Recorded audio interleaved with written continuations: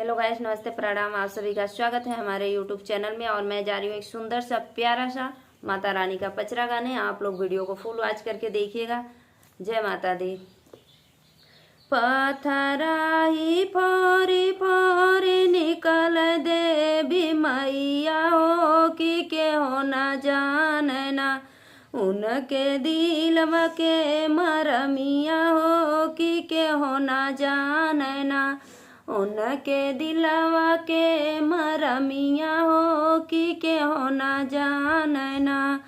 पथराही फोरी फोरी निकल देवी मैया हो के हो ना जानना, उनके दिलवा के मरमिया हो के हो ना जानना। मैया के मरमिया जान मलिया के बेटा हुआ हो कि जे कर गजराना, गम के धरतिया समनमा हो कि जे कर गजराना, गम के धरतिया समनमा हो कि जे कर गजराना। पथराही फोरी फोरी निकल देवी मैया हो के हो ना जानना, उनके दिलवा के मरमिया हो के हो ना जानना, उनके दिलवा के मरमिया हो के हो ना जानना। मैया के मरमिया जान कोहरा का बेटा हुआ हो कि जे कर कलसना, चमके धरतिया समनमा हो कि जे कर कलसना, चमके धरतिया समनमा हो कि जे कर कलसना।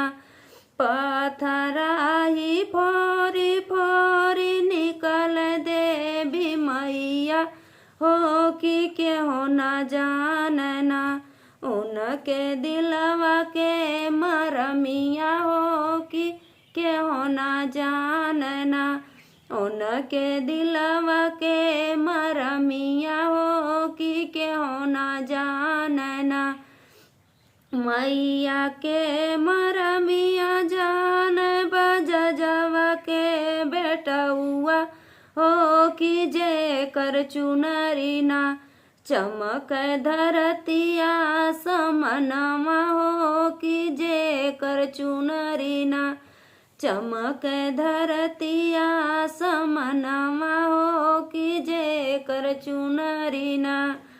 पथराही फोरी फोरी निकल देवी मैया हो के हो ना जानना, माई के दिलवा के मरमिया हो के हो ना जानना, माई के दिलवा के मरमिया हो के हो ना जानना।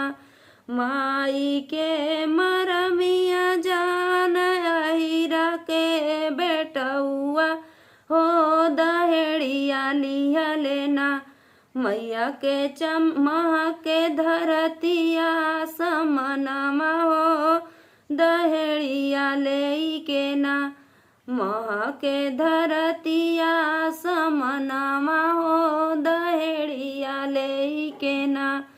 पथराही फोरी फोरी निकल देवी मैया हो के हो ना जानना, माई के दिलवा के मरमिया हो के हो ना जान।